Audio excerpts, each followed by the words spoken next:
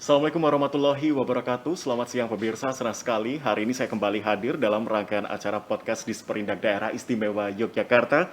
Obrolan Serawong Karyo Bakul langsung dari Rosin Hotel Bantul, Daerah Istimewa Yogyakarta. Senang sekali saya Bara Zulfa akan menemani Anda selama 1 jam ke depan. Pada kesempatan kali ini kita akan membahas salah satu tema yang sangat menarik, yaitu ekspor itu mudah. Namun di balik tema ini ternyata banyak keraguan IKM yang terkadang masih harus berpikir lebih dalam lagi bahwasannya ada banyak prosedur yang harus diatati. Kira-kira seperti apa nanti kita akan kupas tuntas bersama dengan narasumber-narasumber hebat yang telah hadir di Rosin Hotel Bantul Daerah Istimewa Yogyakarta pada siang hari. Namun saya akan sapa terlebih dahulu yang paling dekat dengan saya. Beliau adalah Kepala Bidang Perdagangan Luar Negeri di Seperindak Daerah Istimewa Yogyakarta, Ibu Insinyur Intan Mustika-Ningrum, MSI. Selamat siang, Ibu. Selamat siang, Mas Bara. Bagaimana kabarnya? Baik, sehat selalu. Sehat selalu. Ya. Bagaimana perjalanan menuju Rosin? Lancar-lancar saja. Ya. Alhamdulillah, semakin semangat selalu pastinya. Ya. Selalu diberikan kesehatan juga untuk Ibu Intan. Ya. Matur nuwun sangat. Amin. Selanjutnya, kita akan selangkah lebih dekat dengan beliau, Komisi B DPRD Daerah Istimewa Yogyakarta, Dr. Gigi Hanum Salsabila MBA. Selamat siang, Bu Hanum. Selamat siang, Mas Bara. Apa kabar? Baik, alhamdulillah. Perjalanan menuju Rosin bagaimana, Ibu Hanum? Padat merayap, Padat soalnya udah merayap, hari ya? mulai weekend. Mulai Jadi, weekend. tapi berarti artinya ekonomi bergeliat Alhamdulillah, ya. amin. Inilah yang kita Iya. harapkan ya, Jogja segera bangkit perekonomian. Tapi tetap harus dan juga hati-hati pariwisatanya. prokesnya. Benar, prokes harus tetap ya. Dan selanjutnya ini yang paling jauh dan kita sudah terhubung dengan narasumber kita yang ketiga. Beliau langsung dari aplikasi Zoom. Kita akan sapa dari FTA Center, Bapak Bastian Turidubroto ST. Selamat siang, Bapak Bastian. Selamat siang, Assalamualaikum semuanya. Salam Waalaikumsalam warahmatullahi wabarakatuh. Bapak Bastian, saya Bara yang akan memandu rangkaian acara pada siang hari ini. Bagaimana kabarnya Bapak hari ini? Baik, Alhamdulillah. Alhamdulillah. Saat ini berada di Pagi baru Jakarta, aja. Bapak. Gimana? Saat ini berada di Jakarta?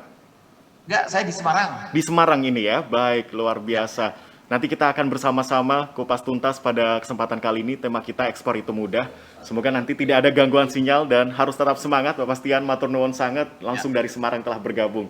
Baik, langsung saja pemirsa kita akan kupas pada kesempatan kali ini tentang tema ekspor itu mudah. Beberapa waktu yang lalu Bu Hanum dan juga Bu Intan kita sempat mengupas tentang bagaimana tips dan juga trik secara garis besar. Namun belum terlalu mendetail. Saat ini kita akan lebih luas lagi tentang ternyata ekspor itu mudah kalau kita tahu caranya. Saya akan ke Ibu Intan terlebih dahulu. Mungkin bisa dijelaskan dan memberikan pemahaman terkhusus untuk para IKM terlebih dahulu. Semoga Ibu.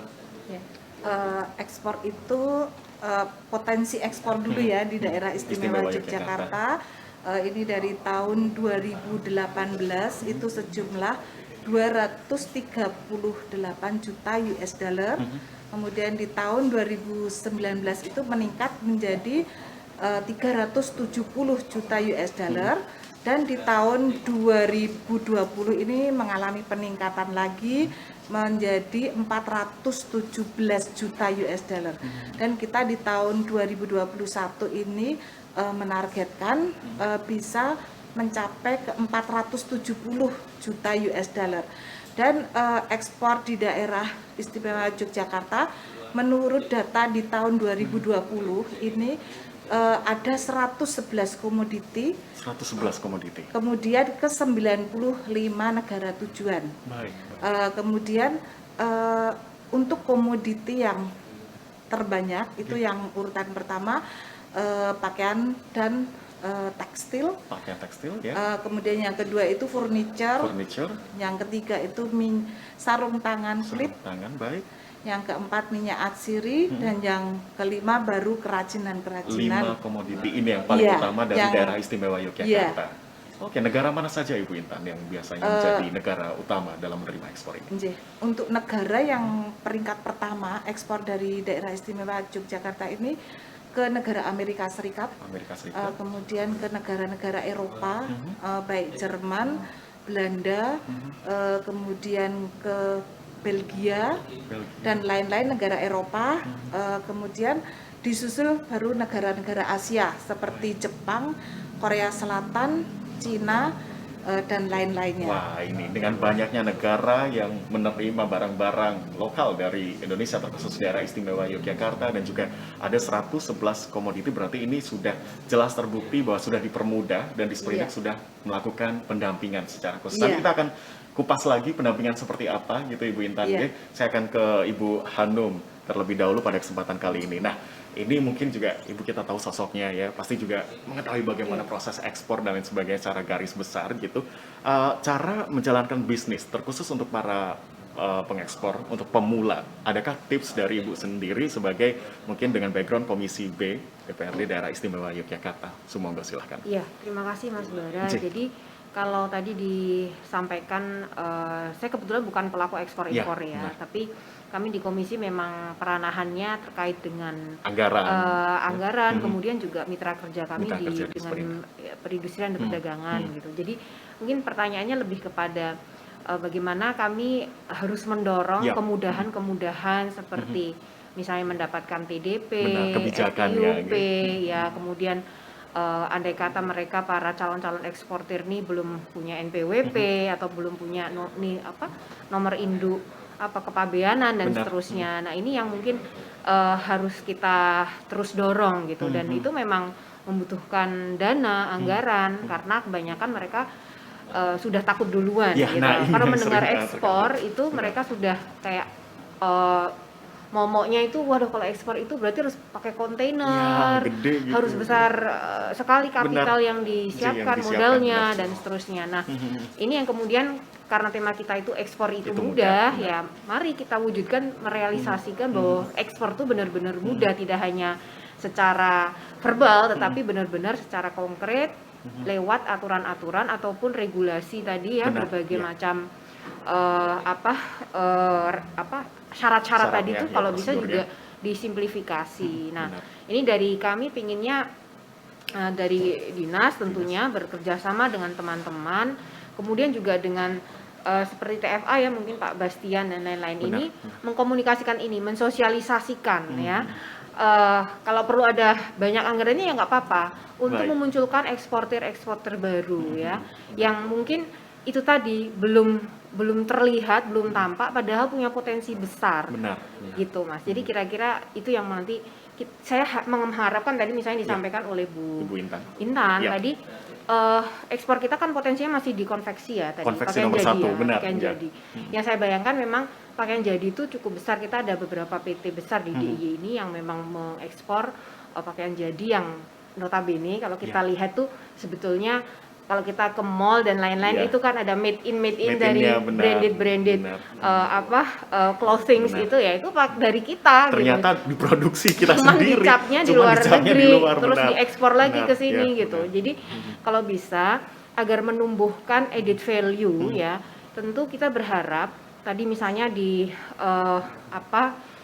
kategori kerajinan batik dan lain-lain itu benar-benar ayo kita dorong sehingga kita mengekspor tidak hanya bahan mentah atau pakaian jadi, tapi dari teman-teman IKM yang sesungguhnya. Jadi kue ekonominya itu dirasakan benar-benar oleh masyarakat yang tidak hanya 2-3 perusahaan aja gitu.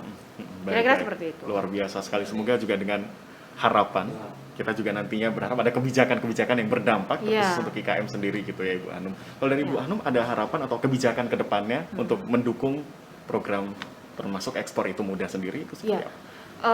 Jadi itu tadi yang menurut saya perlu ada semacam sosialisasi yang lebih membumi ya. Semacam ini kan sosialisasi, ini bagian dari sosialisasi itu ya mungkin Bu Intan.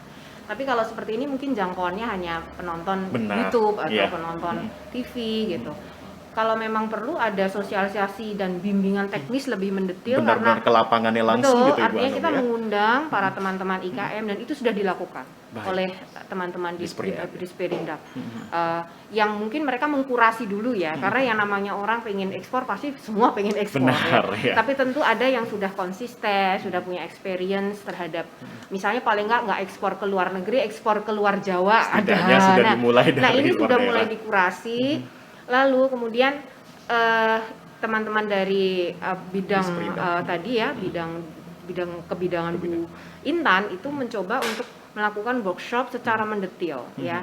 Jadi seperti kayak misalnya kalau di UMKM itu kan orang bingung tuh gimana sih bikin PIRT, gimana sih bikin sertifikat halal. Harus benar-benar dapat legalnya ini kalau tadi. kayak begini ini cuman tahu secara permukaan. Besar, benar. Iya kan, superficial. Oh, ekspor itu mudah. Oh, bisa begini, bisa begitu. Tapi ketika dijalani, wah ternyata susah. Nah, ini perlu bimbingan teknis kan. Dan itu memang butuh anggaran, butuh biaya. Ya nggak apa-apa, nanti kita dorong di situ. Ya, luar biasa sekali. Kita segera gas ibaratnya. Semoga untuk UMKM ini benar-benar naik kelas sesuai dengan tagline-nya. Nah, kalau dari Bu Intan sendiri di Sperindak Daerah Istimewa Yogyakarta, upaya apa yang selama ini sudah dilakukan sesuai dengan tadi yang sudah disampaikan oleh Ibu Hanum? Ya. Dari Disperindak itu sudah melaksanakan pelatihan, yaitu pelatihan mengenai ekspor impor, yaitu memberikan pemahaman kepada IKM yang siap ekspor, itu bagaimana cara untuk ekspor. Jadi seperti perizinannya bagaimana, kemudian bagaimana mengurus letter of credit, kemudian mengenai kepabeanan dan perpajakan sampai sedetail ini ya dibantu. Dan pokoknya pengetahuan yang mengenai syarat-syarat untuk ekspor. Dan kita juga sudah membuat platform mengenai JBSC, yaitu Jogja Business Service Center, di mana ini yang melibatkan beberapa stakeholder, yaitu yang udah platform yang terdiri dari perizinan, kemudian balai sertifikasi, kemudian mengenai perpajakan, perbankan, bahkan sudah sampai forwardernya. Satu platform JB tadi. Jadi untuk IKM yang akan melaksanakan ekspor maupun eksportir bisa berkonsultasi melalui platform tersebut, sehingga di situ langsung bisa dituju mana permasalahannya apa, dan sehingga bisa dikonsulkan di situ. Jadi kita tidak usah mengunjungi langsung masuk SKPD-nya, ya? tapi bisa dalam platform tersebut. Tapi kalau memang belum terselesaikan bisa mengunjungi, karena setiap eksportir biasanya kalau mengalami permasalahan yang dituju langsung di Sperindak, dan permasalahannya macam-macam.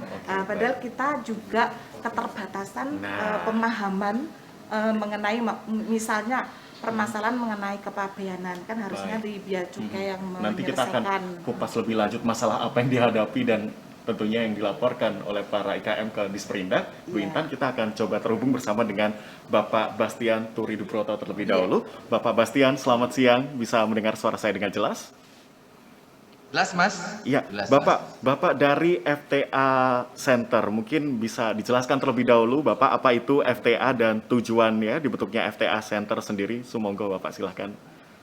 Oke, selamat siang, Mbak Hanum, Bu Intan, salam kenal. Saya Bastian dari FTA Semarang. Saya ingin sedikit menjelaskan tentang FTA terlebih dahulu ya. Di Indonesia itu ada 6 FTA. Oke, 6. Ada Medan, di kota Medan, terus kemudian Makassar, Jakarta, Bandung, Surabaya, dan Semarang. Kalau Semarang itu baru berdiri 1 tahun yang lalu. Kalau kota-kota yang lain itu sudah 5 tahun yang lalu. Ya, jadi Semarang ini yang paling muda. Nah, FTA ini merupakan dari Kemendak. Ya, ini pilot project dari Kemendak. Pilot project dari Kemendak ini tugasnya adalah memberikan konsultasi, memberikan edukasi, melakukan pendampingan terhadap teman-teman UKM, perusahaan-perusahaan yang mau ekspor. Yang belum ekspor, kita latih untuk menjadi eksportir baru. Yang sudah ekspor, kita perluas pasarnya di luar negeri seperti itu. Ya, jadi ini juga merupakan hal yang menyenangkan bagi kita karena ini menggerakkan roda ekonomi secara nasional. Terus kemudian FTA ini karena bentukan dari Kemendak itu kita juga terhubung dengan Dirjen PEN ya untuk ekspor. Kemudian kita juga dihubungkan dengan ITPC ke seluruh dunia. Jadi artinya kalau misalnya dunia membutuhkan apa, produk apa, bahan apa dan sebagainya, larinya ke FTA. ya untuk untuk mencari produk-produk tersebut. Terus kemudian FDA juga melakukan beberapa business matching terhadap kepada teman-teman kita di ITPC di seluruh dunia seperti itu. Nah, terus kemudian juga FDA ini memberikan promosi juga kepada teman-teman UMKM untuk pameran-pameran ke luar negeri tersebut. Perlu diketahui bahwa FDA ini penunjukan dari Kemendak tidak langsung ke Disperindak, enggak, tapi melalui pengelolaannya adalah dunia pendidikan. Baik. Kalau kita dari Semarang, FDA ini pengelolaannya ada di Undip. Kalau di Bandung itu ada UNPAD, terus kemudian Jakarta, UI, dan sebagainya seperti itu. Nah, alhamdulillah selama perjalanan kita selama satu tahun ini, itu juga kita sudah menciptakan beberapa eksportir baru. Dan ada beberapa eksportir yang sudah eksis, itu kita perluas pasarnya. Sangat menarik sekali bahwa temanya kali ini adalah ekspor itu mudah. Ya. Ini pengalaman kami, Bu, Mbak, itu kita kemarin ditunjuk sebagai coach pelatih di pra-ECB Jawa Tengah, pra-ECP, Export Coaching Program, di mana kita mengkurasi sekitar 160 UKM se-Jawa Tengah, terus kemudian kita ringkes menjadi 60, kemudian menjadi 40, dan menjadi 30. Kita latih mulai dari awal, bagaimana mendirikan perusahaan, bagaimana produk itu konsisten produksinya, kualitasnya bagus, terus kemudian produknya juga bersertifikat, labelnya juga bagus, terus kemudian kita ajari bagaimana struktur harga yang baik, terus cara negosiasi yang baik, sampai ke presentasi, membuat company profile, membuat video. Terus kemudian kita ajarkan business matching ke ke teman-teman kita di ITPC dan sebagainya. Alhamdulillah, ini prestasi nih ya. Yep. Sebelum acara ini selesai, pra-ECP, sebelum penutupan, itu dari 30 peserta UKM, ada 4 yang sudah pecah telur. 4 ya Pak ya? Jadi ini programnya program 6 bulan. Ya, kita mulai pendampingan, kemudian sampai kunjungan ke perusahaan tersebut dan sebagainya, kita poles, kita bagus. Dan sampai sekarang pun inquiry permintaan banyaknya minta. Ini betul tadi Bu Intan memaparkan bahwa ekspor ini selalu meningkat. Secara nasional itu ekspor kita, perdagangan kita mengalami surplus yang luar biasa. Tahun 2020 itu surplus perdagangan ekspor dibandingkan impor itu menyentuh di angka 21,7 miliar US dollar. 21,7, baik. Berapa triliun itu? Ya. Terus kemudian tahun ini 2021, ini masih bulan November nih. Oktober kemarin sudah menyentuh di angka 25 miliar US. Baik. Sangat luar biasa. Kita nggak tahu ini apakah happy atau happy problem. Baik, tapi sepertinya agak terputus sinyal kita, pemirsa. Kita akan kembali terhubung sesaat lagi bersama dengan Bapak Bastian. Nanti kita akan coba tanya lebih dalam tentang bagaimanakah fasilitas yang diberikan oleh FTA Center saat ini kepada para pelaku ekspor. Namun sebelumnya saya kembali ke Ibu Intan Mustika Ningrum terlebih dahulu. Selain tadi kita sudah sampai di JBSC, Ibu. Ya, mungkin bisa kembali dijelaskan apa itu tadi agar pemirsa mungkin bisa lebih mengetahui lebih dalam tentang JBSC sendiri. JBSC ini suatu platform kerjasama antara Dinas Perindustrian dan Perdagangan, Bea Cukai dan Bank Indonesia. Kebetulan saat itu kita menyusun platform itu tidak ada anggaran dan kita bicara-bicara sama Bea Cukai karena banyak permasalahan mengenai ekspor impor yang harus diselesaikan, maka kita merapat ke BI dan BI menyambut baik untuk mendanai untuk pembuatan platform tersebut.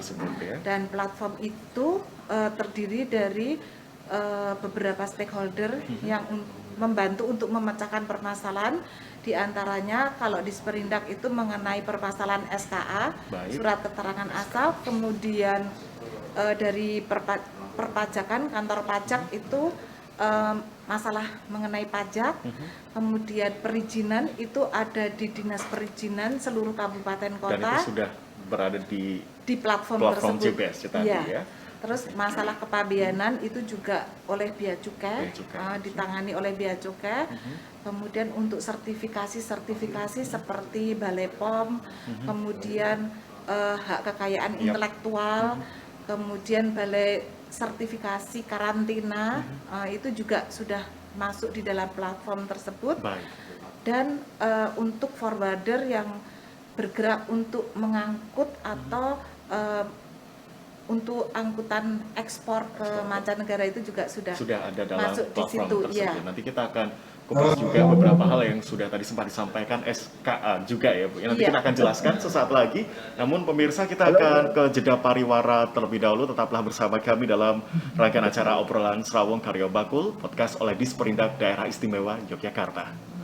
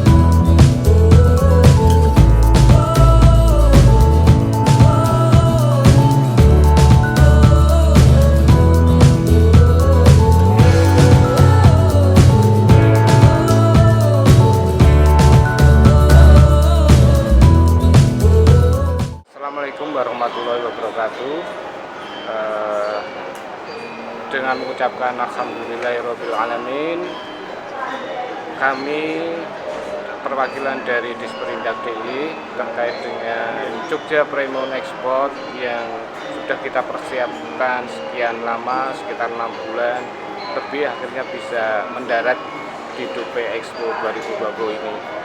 Dan atas dukungan semua pihak yang telah membantu kami, dengan harapan bahwasanya semua produk yang kita bawa di Dubai Expo 2020 ini bisa diterima di pasar internasional.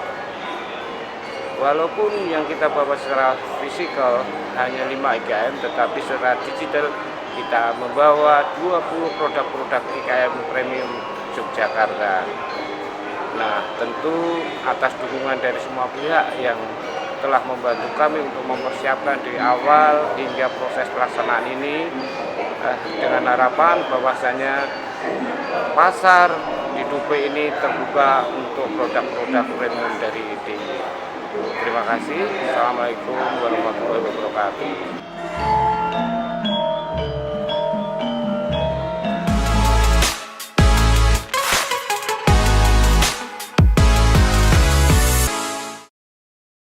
Ya, terima kasih pemirsa, Anda masih bersama kami di obrolan Serawong Karyo Bakul, podcast oleh Disperindak Daerah Istimewa Yogyakarta, dan masih bersama dengan saya Bara Zulfa dan 3 narasumber hebat lainnya. Yang pertama adalah dari Komisi BDPRD Daerah Istimewa Yogyakarta, Ibu Dr. Gigi Hanum Salsabila MBA.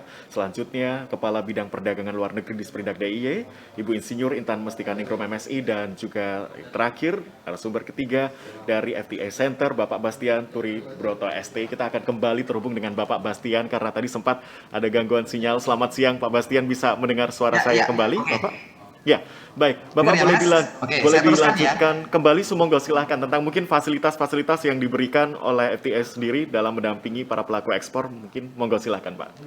Oke, tadi kita bicara bahwa memang surplus perdagangan kita sangat luar biasa. Benar. Kemudian ya terjadi happy problem lah ya. Di samping nilai ekspornya kita itu meningkat, tetapi kita juga punya problem dengan transportasi. kita tidak punya kapal, tidak punya kontainer dan sebagainya seperti itu. Akhirnya kita itu kalau mengirim ke luar negeri itu sekarang biayanya bisa sampai 4 sampai 5 kali lipat lebih mahal. Ya, kalau kita biasanya ke Dubai itu paling ya sekitar 800 US kayak gitu, sekarang bisa sampai tembus sampai ke 3.000 sampai 4.000 US seperti itu. Ya, tetapi kalau ekspor kan kita ngitungnya biaya hanya sampai pelabuhan terdekat, yaitu di katakanlah kalau di Jogja gitu atau Jawa Tengah gitu kan di Semarang. Kemudian Semarang sampai ke pelabuhan sana luar negeri itu di di handle sama eksportir atau handle sama buyer seperti itu ya. Nah, kita memang FTA ini juga mempunyai tanggung jawab yang besar untuk memutar ekonomi masyarakat terutama di di Jawa Tengah dan DIY. Kita ada 3 tenaga ahli. Yang pertama adalah tenaga ahli di bidang hukum, perjanjian internasional seperti itu. Itu fungsinya bisa sosialisasi mengenai tarif-tarif ya dari negara Indonesia dengan negara-negara misalnya Chili, Australia, Amerika atau kemudian ASEAN dan sebagainya. Karena tarif itu sangat kita butuhkan untuk bersaing dengan produk-produk sejenis di negara tersebut. Terus kemudian yang kedua itu adalah dari tenaga ahli 2 di bidang perizinan dan pembiayaan ekspor. Ini kalau di kita yang pertama tadi Mas Pulung, kebetulan beliau adalah di dosen hukum di Undip. Yang kedua ini adalah Pak Teguh. Pak Teguh ini merupakan mantan kepala perizinan ekspor di Jawa Tengah, Provinsi Jawa Tengah. Kalau jenengan pengen izin ekspor, itu silahkan datang ke kita aja, diselesaikan sama Pak Teguh, 5 menit jadi gratis. Langsung gratis. Terus ya kemudian Pak ya? yang ketiga saya di bidang promosi sama pemasaran. Saya dihubungkan dengan beberapa ITPC, fungsinya untuk memberikan pelayanan promosi. Kebetulan saya juga pelaku ekspor, jadi sangat memahami pasar dan sebagainya. Konsultasi kita sifatnya gratis. Mau offline, mau online, monggo silahkan. Baik. Ya. Kita juga sudah pernah beberapa kali ke Yogyakarta ya Bu Intan ya, untuk sosialisasi tentang ekspor dan sebagainya. Dan ada beberapa pelaku-pelaku UMKM, terutama ya dari Jogja itu selalu konsultasi dengan kita. Ada sarang burung, ada ada kelapa, ada gula semut, ada kerajinan dan sebagainya, banyak sekali. Banyak ya Pak ya, dan konsultasi ini bisa dilakukan secara online maupun offline dengan datang langsung ya Pak ya. Baik. Betul. Dan apalagi saat ini memang kalau di dunia itu terjadi krisis pangan dan krisis energi. Nah, Indonesia itu kaya pangan dan kaya energi. Oke. Jadi memang sudah pas ini, mudah-mudahan peningkatan ekspor di semua lini, semua bidang itu terjadi. Saya juga nggak nyangka loh Mbak Hanum sama Bu Intan. Jenengan tahu bebek nggak? Bebek? Tahu bebek? Pak, tahu banget ya. Bebek tahu banget kan? ya. Di Jogja banyak bebek nggak? Wah, di Jogja banyak sekali bebek, Pak kan? Bastian. Restoran bebek, penyetan dan sebagainya, bebek-bebek gitu kan. Ada loh, ekspor bulu bebek. Sampai diekspor ya bulu bebek ya Pak ya? Bulu bebek itu untuk apa? Coba ayo Bu Intan sama Mbak Hanum kalau tahu, ayo apa? Nah ini Bu. Bisa buat ya, coat? Bukan buat daleman di jaket itu, supaya hangat. Iya benar. Ya, seperti itu. Oke, baik. Ini, kalau jam 2 gini, maaf saya ada di Disperindak Provinsi Jawa Tengah, jadi ada padamu negeri ya, agak banyak. Nah ini bulu bebek aja bisa kita ekspor. Baik. Mungkin sesuatu yang tidak berguna, tidak ternilai ya mengiranya Bapak. Ya. Baik, mungkin bisa dialihkan yang lain supaya ini selesai dulu lah ya, supaya kita tidak terganggu dengan itu. Baik. Monggo silakan. Apa lagi? Sirip ikan juga iya loh ternyata. Buat glowing. sirip ikannya. Kalau di Jepang. Oh, iya, Oh. Kalau sirip ikan kita juga. nggak punya bedak nggak apa-apa. Nah, bisa nih Bisa Bang. gini ya. Atau Ya, tentu jangan-jangan diproses, tapi. tipsnya Bu Hanum tampil glowing setiap saat dari sirip ikan. Oh, Iya, iya. artinya bahan yang tidak Bahan yang tidak dikira-kira tadi ya. dilirik sama sekali ternyata Iya. menggunakan sirip ikan. Pak Bastian, nanti kita akan terhubung lagi dengan Pak Bastian. Kita akan lanjutkan kembali. Ternyata memang sesungguhnya banyak loh potensi yang maksudnya ada di sisi sekitar ikan, kita. sisi Sisik-sisik ikan juga itu. bisa Iya. dimanfaatkan. Ada juga yang di Jepang sangat laku ternyata daun pisang.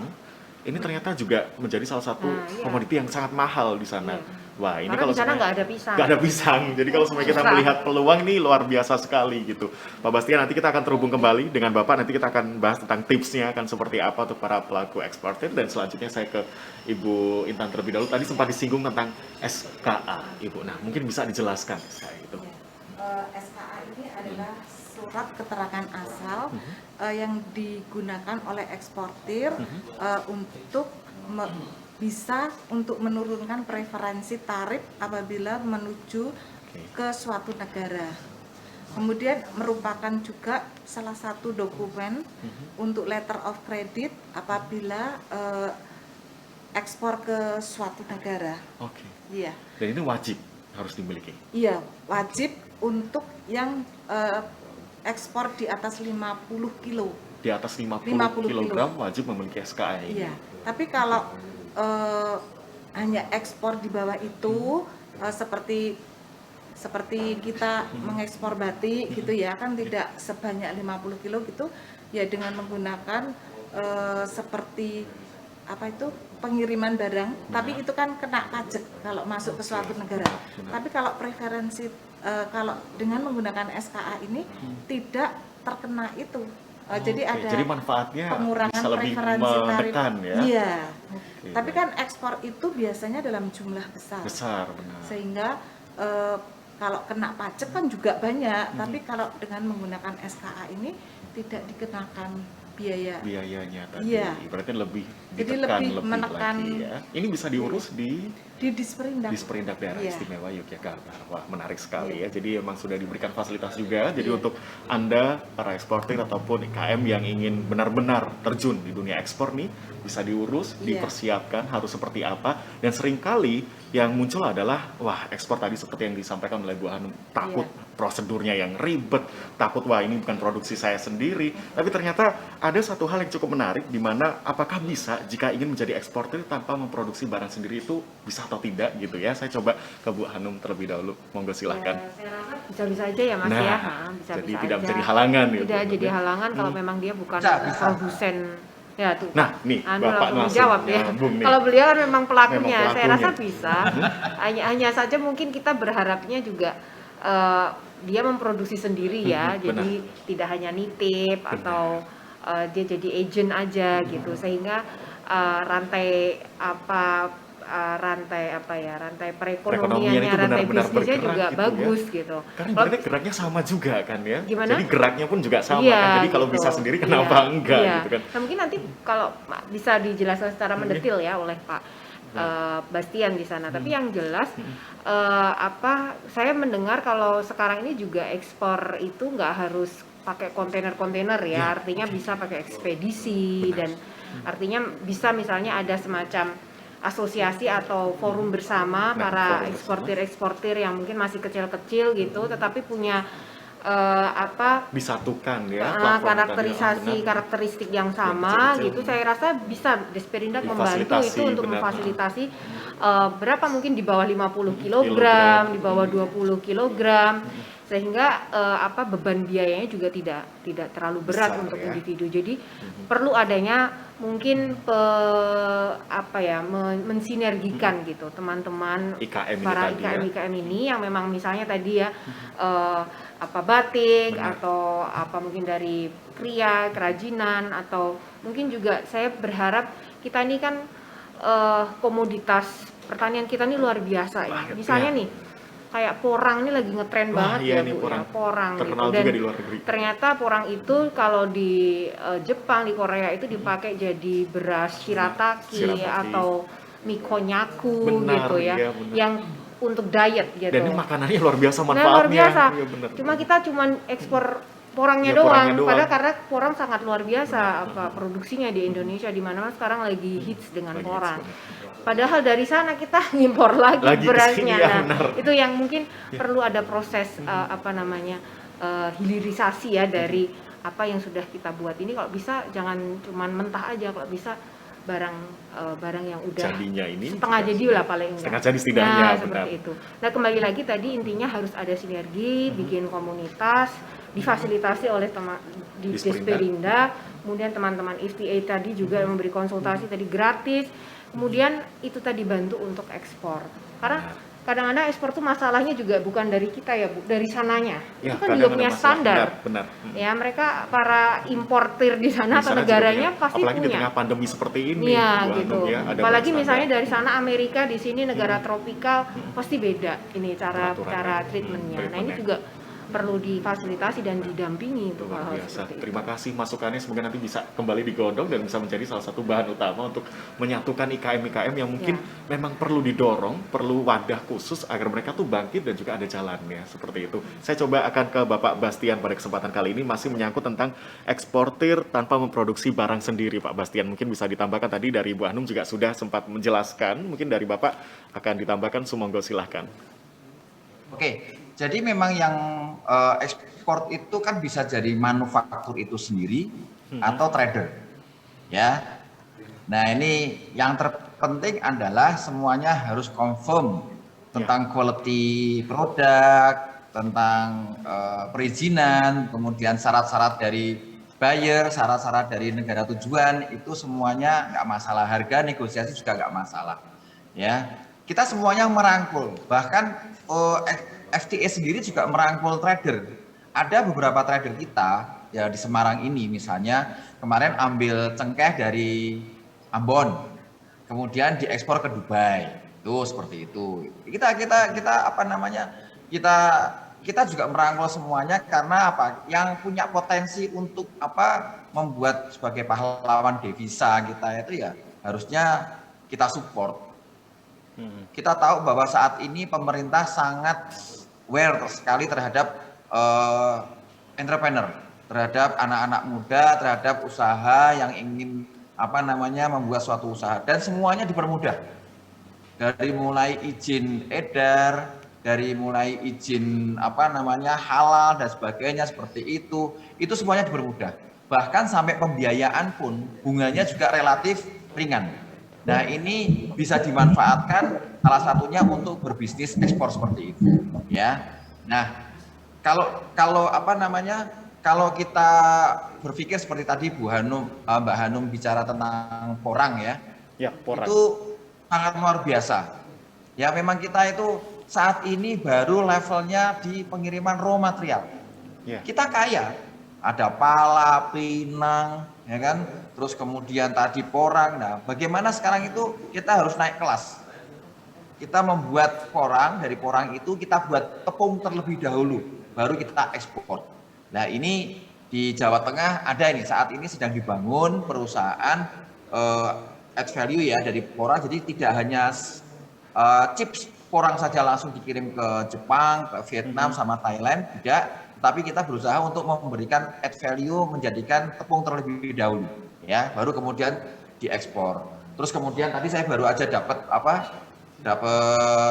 dapat info ini, salah satu binaan kita mau ekspor sapu hijau. Sapu hijau, baik. Sapu hijau ya Pak. Sapu lidi, sapu hijau itu diekspor Mbak. Dari Selat Kelapa ya. Iya, sebentar. Sapunya kayak gini nih. Oke, bisa ini langsung ditunjukkan kali ini oleh Bapak Bastian Turi Dubroto dari FDA Center ya pemirsa. Nah ini dia sapunya. Oh, oke. Baik. Ini diekspor kemana Pak? Ini itu Korea Selatan. Oh, South Korea, baik. Terus ada Bangladesh juga minta, Pakistan juga minta. Loh, sangat luar biasa. Ternyata produk-produk yang mungkin ya dikira kita itu nggak berharga, ternyata juga ada harganya. Terus kemudian daun talas. Daun talas. Bu Intan tahu daun talas? Mbak Hanum tahu daun talas? Bu Intan, Bu Hanum, iya. Buat apa itu? Tahu Pak. Buat apa? Kalau saya tahu Buat apa sangat itu? Pak, karena saya dulu sobo kebon Pak. Itu paling-paling kan untuk makanan gurame ya, Iya makan benar, ikan, buat di kolam atau ikan. untuk buntil, betul ya? Benar. Tapi ternyata itu bisa diekspor, permintaannya luar biasa ke Australia, ke Dubai dan sebagainya, Amerika, Jepang, minta semuanya. Daun talas. Daun talas. Sebentar, saya Apakah kasih Bapak akan menunjukkan daun talas ini Pak fotonya ya. Bastian? Tunggu sebentar, kita nanti akan kembali terhubung dengan Bapak Bastian Turidubroto, pemirsa, karena sesaat lagi kita akan jeda pariwara terlebih dahulu. Bapak disimpan dulu daun talasnya, Bapak kita iklan terlebih dahulu. Pada kesempatan kali ini tentunya masih bersama dengan Ibu Hanum juga dari Komisi B DPRD Daerah Istimewa Yogyakarta dan juga Ibu Intan dari Disperindak Daerah Istimewa Yogyakarta. Tetap bersama kami di podcast Disperindak DIY.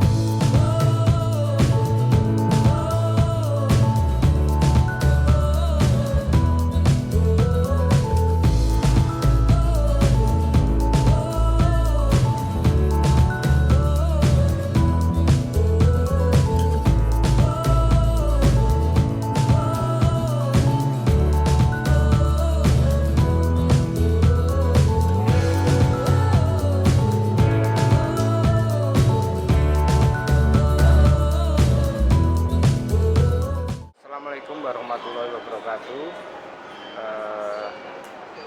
Dengan mengucapkan alhamdulillahirabbil alamin, kami perwakilan dari Disperindak DIY terkait dengan Jogja Premium Export yang sudah kita persiapkan sekian lama, sekitar 6 bulan lebih, akhirnya bisa mendarat di Dubai Expo 2020 ini. Dan atas dukungan semua pihak yang telah membantu kami, dengan harapan bahwasanya semua produk yang kita bawa di Dubai Expo 2020 ini bisa diterima di pasar internasional. Walaupun yang kita bawa secara fisikal hanya 5 IKM, tetapi secara digital kita membawa 20 produk-produk IKM premium Yogyakarta. Nah, tentu atas dukungan dari semua pihak yang telah membantu kami untuk mempersiapkan dari awal hingga proses pelaksanaan ini, dengan harapan bahwasanya pasar di Dubai ini terbuka untuk produk-produk premium dari DIY. Terima kasih. Assalamualaikum warahmatullahi wabarakatuh.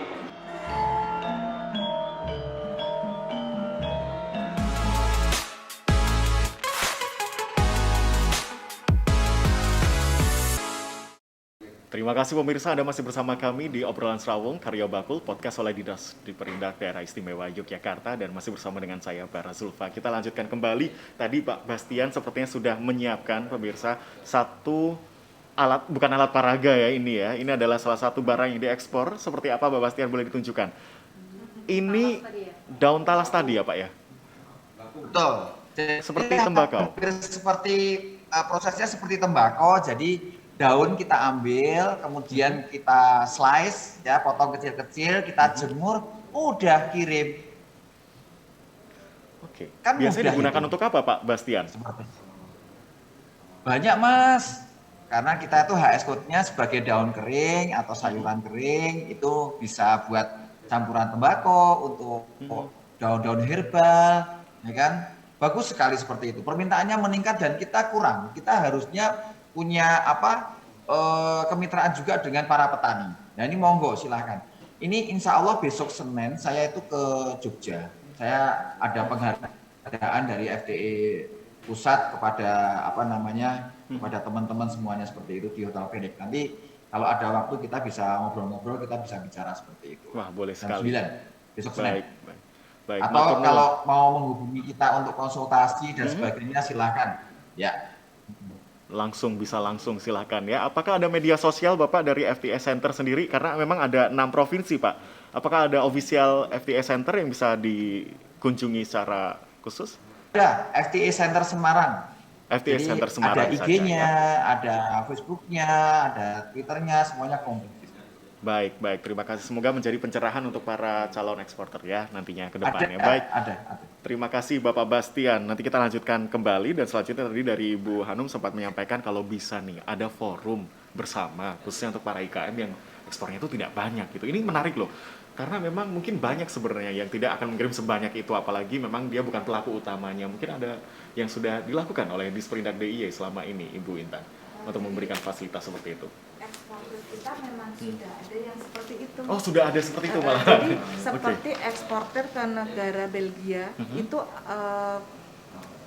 mereka itu berempat gitu ya. Jadi yang satu craft, yang satu gerabah, yang satu apa gitu, jadi satu kontainer. Karena produk yang diekspor itu tidak sebanyak satu kontainer gitu, sehingga gitu, karena terdiri mereka dari 4 jenis tadi ya. Jadi karena negara tujuan ekspornya sama, mereka bergabung jadi satu. Oke, baik. Jadi Emang sudah ada yang seperti itu. ini. Dan didampingi langsung oleh Disperindak DIY juga. Iya, Oke, baik. Menarik tapi sekali. untuk biayanya pengirimannya mereka itu berempat itu iuran bersama ya. Dan tapi itu iuran. lebih bisa ditekan kan ya, bisa Iya. lebih minimalis lagi. Baik, luar biasa. Nah, selanjutnya ke Ibu Hanum nih. Langkah yang dilakukan oleh pemerintah untuk meningkatkan jumlah eksportir di daerah istimewa Yogyakarta selama ini seharusnya seperti apa, Ibu?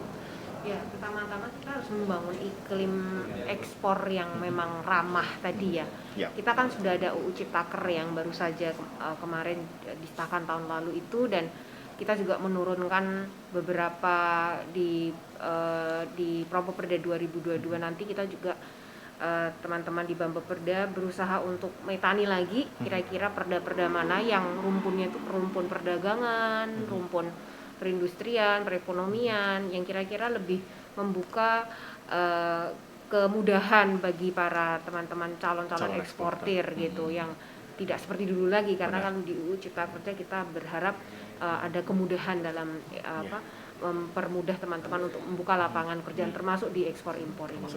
Jadi pertama itu kita akan mencoba mengubah beberapa ya perda atau mungkin peraturan perkada yang sekiranya itu akan lebih membuka peluang untuk para eksportir juga. Itu penting, kami di ranah itu.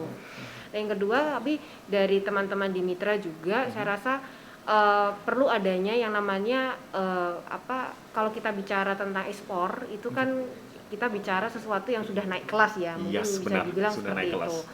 Padahal teman-teman mungkin IKM itu juga masih ada yang di tengah-tengah ya, yang pingin juga naik kelas ya, yang kecil juga pengen naik kelas ke menengah, yang mungkin mikro pingin ke kecil, terus seperti itu. Nah, jadi ada sinergi mungkin dengan teman-teman di OPD Disperindak dengan UKM ya. Mungkin juga dengan pariwisata gitu ya, untuk menggali kembali potensi-potensi ekspor apa nih yang dikatakan bisa, oleh Pak Bastian tadi. Rasa-rasanya sepele tapi ternyata luar biasa. Itu tadi seperti bulu bebek jadi baju coat yang mungkin bulu bebek itu di sini dibuang, di sana bisa jadi harga ribuan dolar, euro gitu. Atau ya saya tahu juga itu tadi ya sisik ikan itu kan dibuang, tapi kalau diekspor ternyata untuk kecantikan di Jepang, meskipun ada proses tertentu yang dilakukan sehingga itu bisa membuat glowing katanya wajah-wajah orang Asia. Nah, hal-hal seperti itu perlu terus diinkubasi, dicari celah ya, seperti apa potensi-potensi ekspor yang baru yang membedakan kita dengan negara lain ya. Sehingga kita tidak akan selalu berkompetisi dengan Vietnam dengan ekspor yang sama mungkin yang sama gitu, atau dengan Thailand dan seterusnya. Dan misalnya komoditas-komoditas yang disampaikan oleh Pak Bastian tadi ya Mas ya. Saya membayangkan nih, karena kebetulan saya di konstituen saya di Dapil Sleman ya. Saya sedih loh kadang-kadang. Oh, kenapa Bu? Karena salah bayangkan. Oh iya benar. Itu jatuh ya. Nggak ada yang beli, bahkan digratisin aja yang nggak mau ngambil gitu. Dan harganya benar turun mereka udah luar biasa membuat brownies salah, manisan salah, dodol salah, keripik salah, apapun. Nah, saya rasa mungkin kalau misalnya kita ada informasi yang pas gitu dengan teman-teman di luar sana yang pengen tahu. Di luar negeri kan salak itu sangat eksotis. Benar, unik ya. Snake fruit itu kayak ya, apa sih yang katanya buah yang hanya ada di Indonesia. Tapi seperti ular ya, ular itu kulitnya kayak ular itu kan menarik sekali gitu. Atau ya intinya harus ada cara-cara yang terobosan yang baru agar eksportir ini kemudian muncul dan dibantu itu tadi. Yang jelas ekspor itu mudah itu jangan hanya di bibir tapi benar-benar di eksekusinya seperti apa. Dan saya rasa di Sperindak kemudian teman-teman yang kolega kita di FTA juga itu sudah berada on the right track untuk itu. Luar biasa sekali. Kita berharap memang seperti itu. Jadi tidak hanya sekedar tagline saja naik kelas, tapi benar-benar kita naik kelas dengan nyata gitu ya.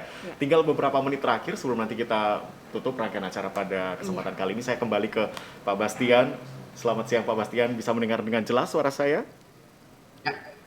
Baik, Pak Bastian, sesungguhnya langkah apa dan juga upaya apa yang seharusnya dilakukan para eksportir ini untuk pertama kalinya Pak, ketika memang pengen terjun untuk ekspor barang-barangnya? Monggo silakan. Oke.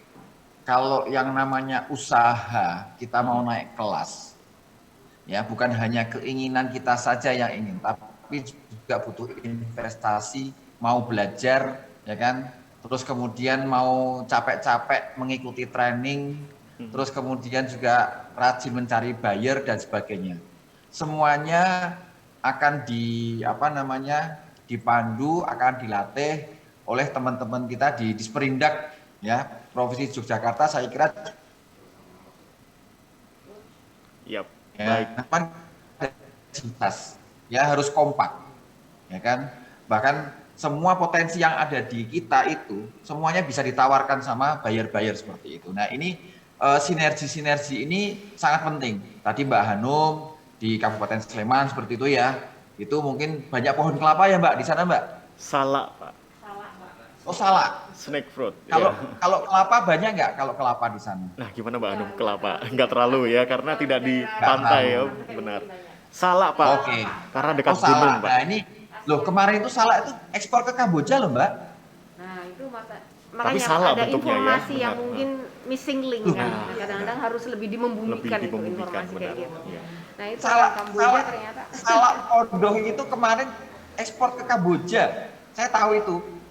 Tapi salak ya Pak ya, dalam bentuk salak belum dikemas lain ya. Oke. Salak betul. Memang memang perlu edukasi ya. Kualitasnya harus bagus dan sebagainya seperti itu ya. Karena itu original buah dari Indonesia.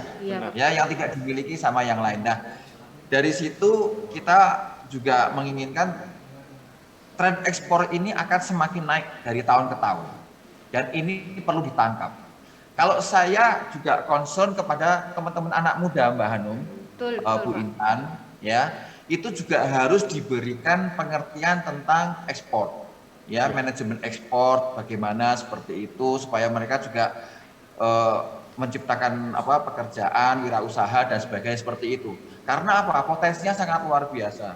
Ya, banyak sekali yang belum tergarap.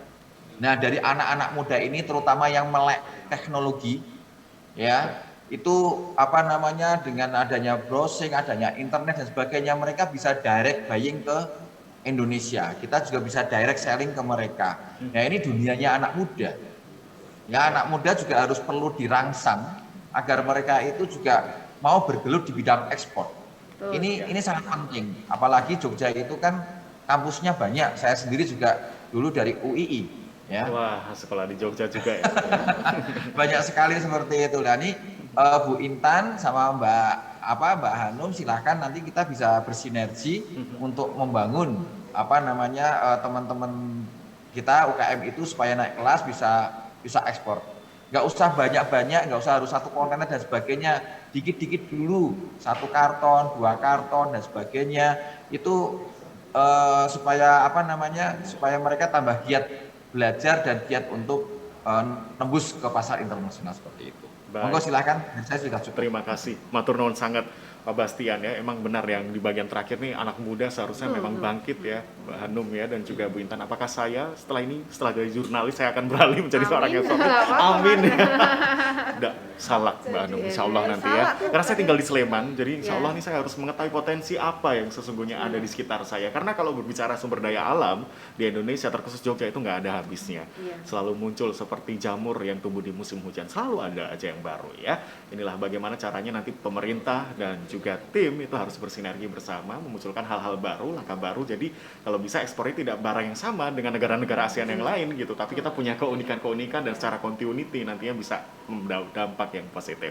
Terakhir sebelum kita nantinya closing pada kesempatan kali ini masih ada beberapa pertanyaan untuk Ibu Intan. Kenapa nih Bu IKM atau UMKM yang ada di daerah istimewa Yogyakarta ini harus mengambil peluang ekspor sekarang juga? Karena apabila IKM itu mengambil peluang ekspor, ini akan meningkatkan profitnya. Jadi kalau kita memproduksi satu dengan memproduksi banyak kan otomatis murah biayanya, produksinya banyak. Dan apabila sudah persyaratan maupun perizinan ekspor itu sudah lengkap, untuk ekspor itu akan melipat gandakan keuntungan. Dan itu akan mempercepat pertumbuhan perekonomian dari daerah istimewa Yogyakarta, sehingga apabila IKM sudah bisa melaksanakan ekspor dan itu akan meningkatkan keberlanjutan bisnisnya. Dan kita roda ekonomi ini berputar secara langsung ya. Secara cepat kalau memproduksi sedikit kan otomatis nanti, itunya keuntungannya sedikit. Tapi kalau yang diekspor itu banyak, kita produksinya lebih banyak, kan otomatis nanti kalau bisa terjual semua itu keuntungannya lebih gede. Banyak. Dan ini lagi-lagi perekonomian kalau bisa mensejahterakan rakyatnya secara langsung ya.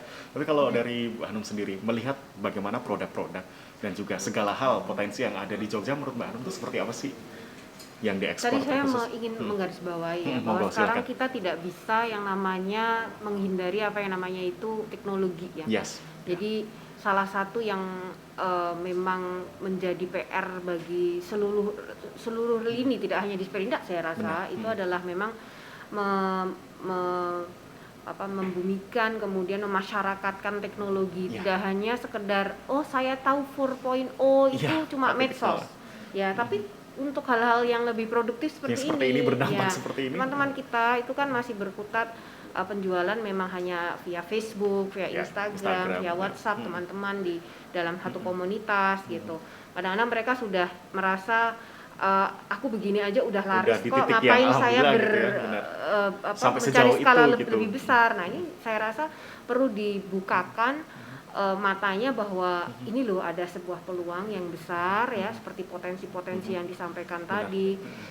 Ada kita punya juga kopi Merapi, kopi Menoreh gitu ya. Benar, banyak sekali. Dicari loh itu kayak apa sih kopi yang katanya beda keluar rasanya. dari pegunungan Merapi yang tiap tahun meleduk gitu ya.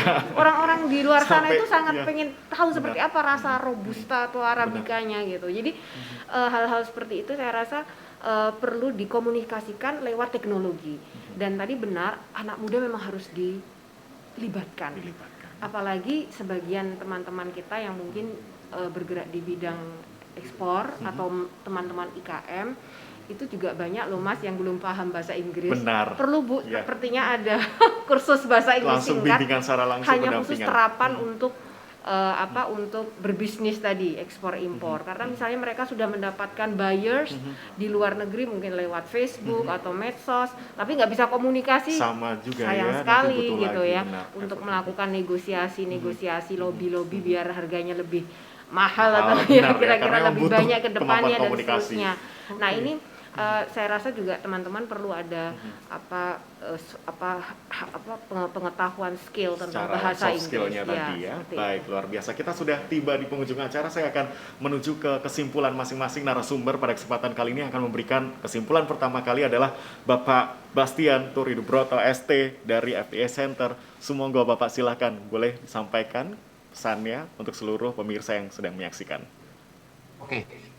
Tren ekspor saat ini meningkat ya, dari sejak tahun kemarin, tahun ini dan tahun-tahun mendatang pasti akan meningkat karena Indonesia itu kaya akan sumber daya. Nah, ini momentum ini harus ditangkap. Terutama kita mungkin 10 tahun lagi atau 20 tahun lagi kita akan mengalami bonus demografi. Di mana peran anak muda itu akan mendominasi di seluruh sendi-sendi perekonomian di nasional ini seperti ini. Nah, ekspor ini bukan sesuatu yang sulit ya, tetapi perlu keseriusan, perlu dukungan, perlu training dan sebagainya dari semua pihak agar semua menjadi komunitas yang baik. Tujuan kita adalah untuk memutarkan ekonomi lingkungan atau ekonomi daerah, ekonomi rakyat. Nah, di sini peran-peran kita dari eksekutif, legislatif, kemudian dari pengusaha harus bisa bersinergi. Ya, pelatihan-pelatihan, training-training itu harus sering digerakkan semuanya agar semuanya bisa menjadi pintar dan naik kelas. Ya, dan saya berharap dengan adanya bincang-bincang seperti ini memberikan motivasi yang luar biasa kepada teman-teman kita di Yogyakarta untuk lebih menggali lagi produk, untuk lebih menjual lagi produknya ke luar negeri. Harapan saya seperti itu. Silahkan kalau ada apa-apa kontak kita FTI Center Semarang, semuanya konsultasi gratis. Ya, terima mau kasih. Offline mau online monggo silahkan. Matur nuwun sangat terima kasih Bapak Bastian Turidubroto dari FTS Center Semarang, Jawa Tengah. Selanjutnya kita menuju ke Kepala Bidang Perdagangan Luar Negeri di Sperindak Daerah Istimewa Yogyakarta, Ibu Insinyur Intan Mestikaningrum MSI. Sumangga Ibu.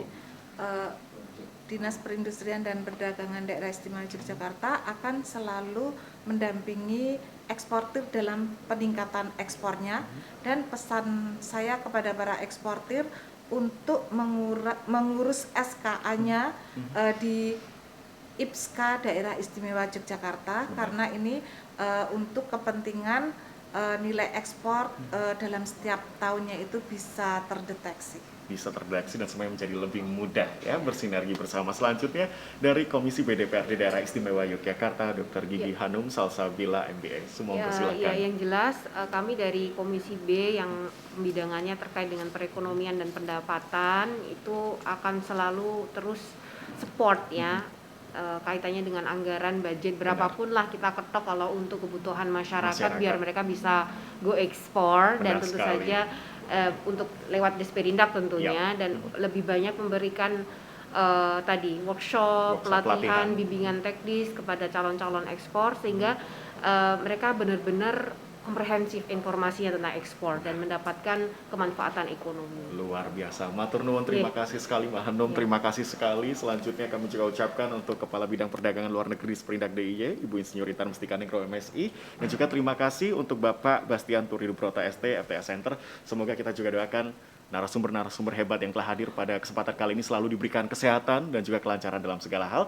Ini memang tugas kita bersama, tidak hanya tugas pemerintah ataupun Disperindak Daerah Istimewa Yogyakarta atau DPRD saja, melainkan juga generasi muda punya peran yang sama loh untuk membangkitkan bagaimana produk-produk lokal ini dapat naik kelas. Saya Bara Zulfa, pamit undur diri. Kita bertemu lagi di podcast Disperindak Daerah Istimewa Yogyakarta berikutnya dalam rangkaian acara Obrolan Serawung Karyo Bakul. Dan terima kasih kami ucapkan untuk Rose Inn Hotel yang telah menyediakan tempat sangat istimewa pada siang hari ini. Saya pamit, sampai jumpa dan Assalamualaikum warahmatullahi wabarakatuh. Waalaikumsalam.